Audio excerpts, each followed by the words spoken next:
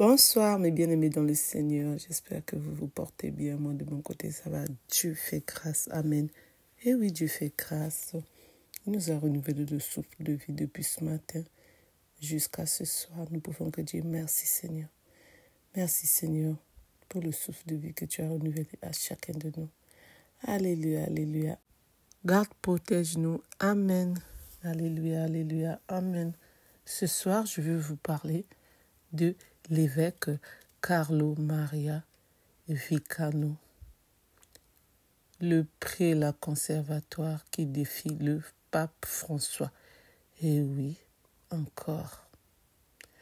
Alors, c'est mis en actualité depuis le 25 juin 2024 à 22h17. Je vous lis. Monsieur Carlo Mario Vicano, forte personnalité bien connue du Saint-Siège, mais en rupture, est visé par un procès lancé par le dicaster pour la doctrine de la foi. Et toujours la doctrine de la foi. Comme je vous l'ai dit, moi, je ne suis pas d'accord aussi. Et j'ai toujours été contre. Et j'ai toujours dit non. Mais nous sommes les êtres humains, nous avons envie de choisir. Il y a d'autres qui veulent, il y a d'autres qui ne veulent pas. Donc là, c'est notre évêque Carlo Maria qui s'exprime concernant le lancé par le dicaster pour la doctrine de la foi.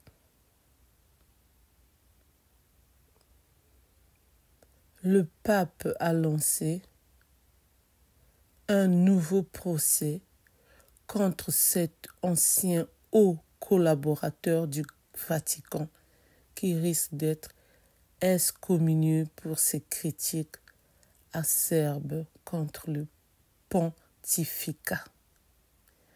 Donc là, on nous parle qu'il est en train de critiquer. Comme il n'est pas d'accord, il donne son opinion. C'est normal qu'il puisse donner son opinion. Comme je vous dis tout le temps, l'Église appartient à personne. L'Église, c'est pour nous tous. On a le droit de dire oui comme on a le droit de dire non. Nous sommes des êtres humains avant tout. Donc, quand on n'est pas d'accord, on doit s'exprimer. Ou soit on garde silence. Mais moi, j'ai toujours dit que je n'étais pas d'accord. Je continue. Le Vatican semble renouer avec le père des grands procès. Après le cardinal Bessieux, condamné en décembre 2023 pour des affaires financières par un tribunal du Vatican. Il a interjeté appel de la décision. C'est au tour de Monseigneur Carlo Mario Vicano. Il a une forte personnalité bien connue du Saint-Siège. Il dit ce qu'il pense, il donne son opinion, mais notre pape n'est pas d'accord. Sans oublier ceux qui l'entourent, qui sont proches du pape. Donc c'est pour cela il doit être jugé à cause de son nom. Moi, je dirais entre parenthèses que le pape François veut que tout le monde puisse dire oui, amen. Que tout le monde puisse suivre ce qu'il dit, ce qu'il fait.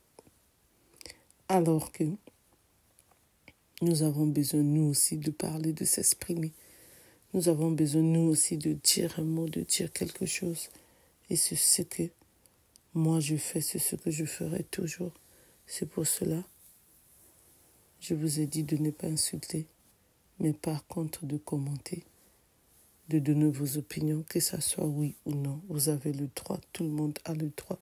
Nous sommes les enfants de Dieu, nous les chrétiens catholiques. Tout le monde a le droit de dire un mot. L'Église n'appartient à personne. L'Église, c'est pour nous tous. Je continue. Ce ministère du Vatican appelle autrefois Saint-Office ou siège. Le Vatican semble renouer avec l'ère des grands procès. Après le cardinal Bessieux, condamné en décembre 2023 pour des affaires financières par un tribunal du Vatican. Il a interjeté appel de la décision. C'est au tour de Monseigneur Carlo Mario Vicano, forte personnalité bien connue du Saint-Siège, mais en rupture d'être visé par un procès lancé par le dicaster pour la doctrine de la foi. Ce ministère du Vatican, appelé autrefois Saint-Office, où siégeait le tribunal de l'Inquisition, appelé en 1908, reproche des propos irréférenciaux du prélat contre le pape François. Il l'accuse de nier la légitimité du pape François d'avoir rompu la communion avec lui, de rejeter le Concile Vatican, ce qui reviendra à fomenter un schisme. Il est donc menacé d'excommunication. Simulacre de procès. Monseigneur Vicano a été convoqué par un simple mail le 20 juin dernier au palais de la doctrine de la foi. Et oui, la doctrine de la foi, toujours. Mais on doit savoir que nous avons nos opinions à donner. Et on ne peut pas dire oui quand on n'a pas envie de dire oui. Et l'Église, je répète et je répéterai toujours, n'appartient pas ni au pape François, ni à ceux qui l'entourent, qui l'aiment bien. L'Église appartient à tout le monde. On doit s'aimer les uns des autres, comme la Bible nous dit. Mais quand on ne peut pas s'aimer, quand on déteste l'autre, on ignore l'autre, on le laisse tranquille. On ne cherche pas à l'excommunier. Ça ne sert à rien. Parce qu'il est mon Seigneur, il restera mon Seigneur. On n'est pas là à aller au procès, au tribunal, qu'on puisse voir les enfants de Dieu en train de passer dans ces palais de justice. C'est pas bon. C'est pas digne de nous, les chrétiens catholiques. Ça ne nous honore pas. Par contre, on doit toujours respecter l'opinion de l'autre. Et je reviens toujours à cette question.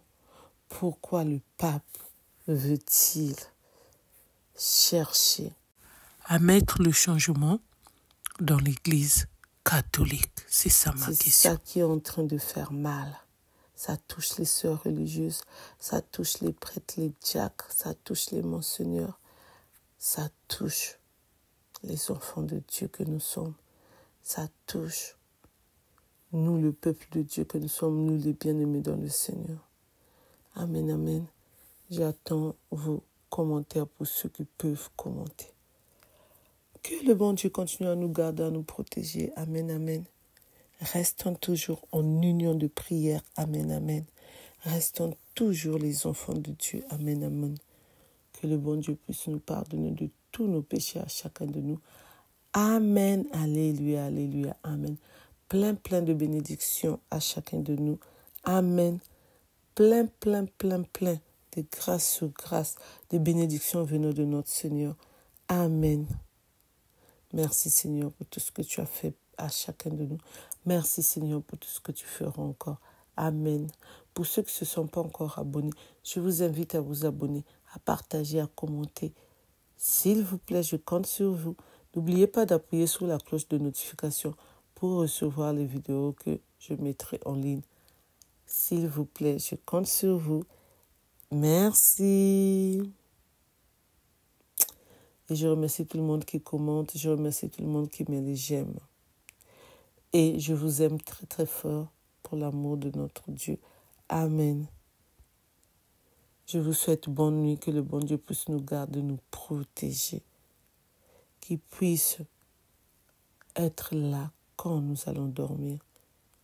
Amen, amen. Et ceux qui dorment déjà, que le bon Dieu aussi les protège, qu'il veille sur eux, qu'il épargne tout ce qui est mauvais, tout ce qui n'est pas bien aux alentours de nous. Amen, amen. Merci Seigneur notre Dieu. Amen.